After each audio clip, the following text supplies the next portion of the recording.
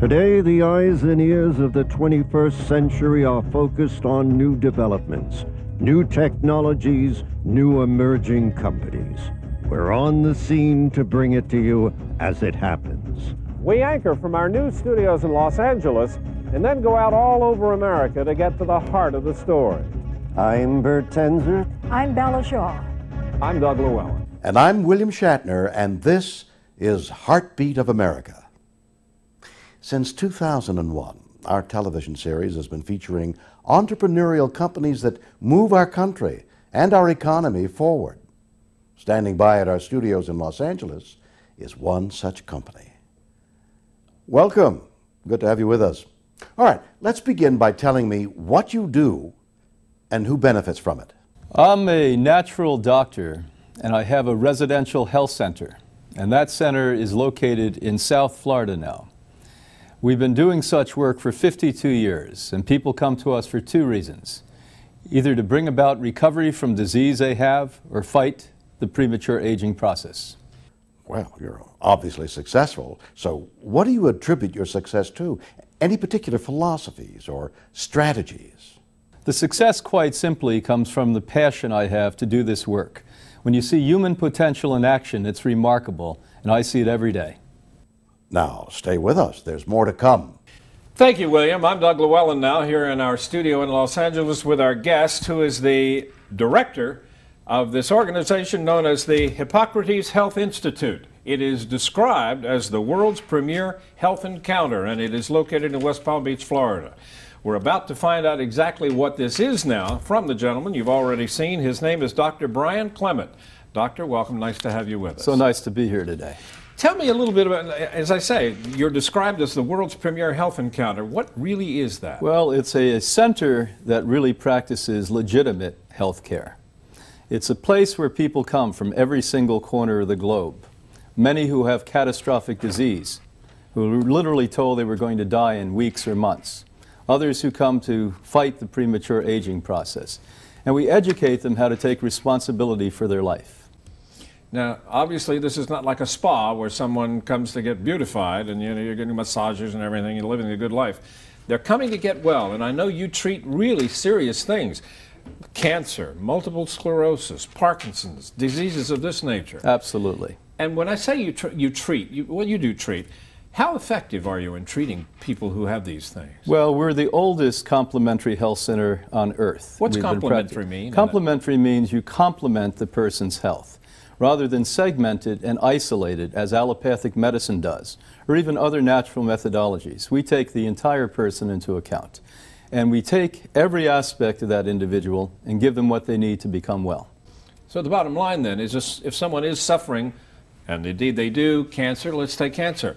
And when they come to you, obviously they're in various stages of this disease. Some are more progressed than others. But how effective are you in helping them get better, if it's possible? We win international awards for being the center where more people have healed from catastrophic disease than any other place on earth. We do clinical research on a daily basis and have done so for over 50 years. And what is remarkable is that we've lost such common sense in our culture and society today, that we don't remember that food is important. We don't remember attitude is everything.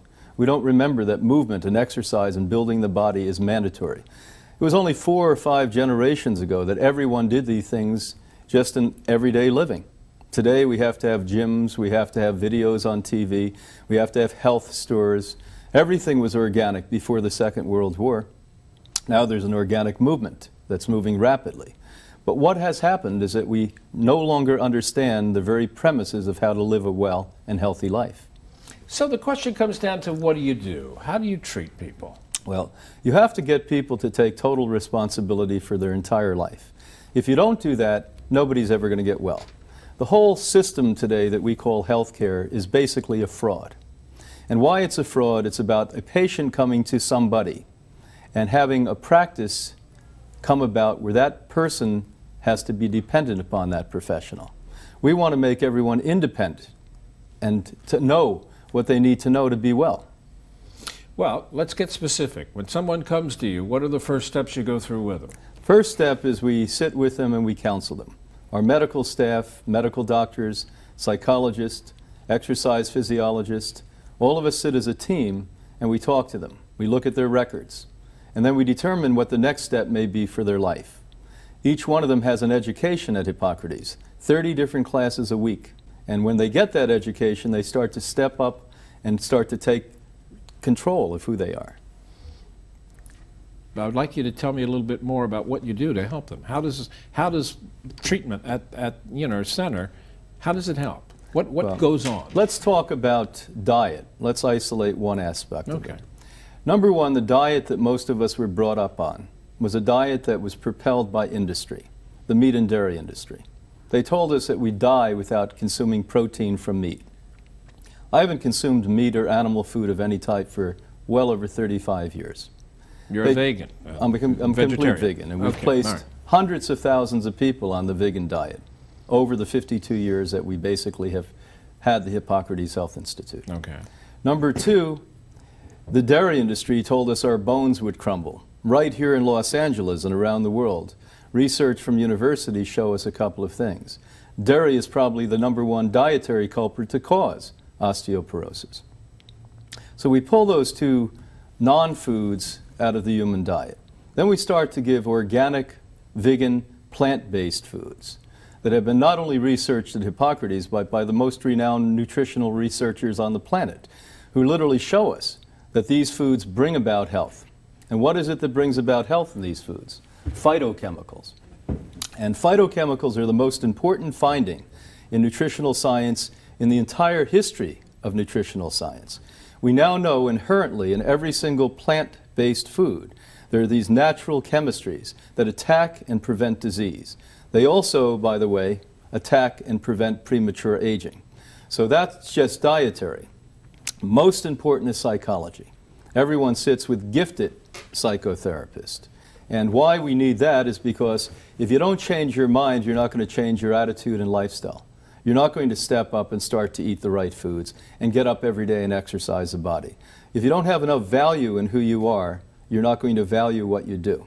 And so bottom line is we sit and have these people bring about a transformation in their own life. Psychotherapy that's done properly does not create dependency. In 1 or 2 hours, you can transform people just by showing them what's blocking them in their life. So that's an important aspect, and probably the most important. Then, of course, we talk about exercise, and not exercise just to look good, but exercise and what it does to the immune system, exercise and what it does to every single part of the human body.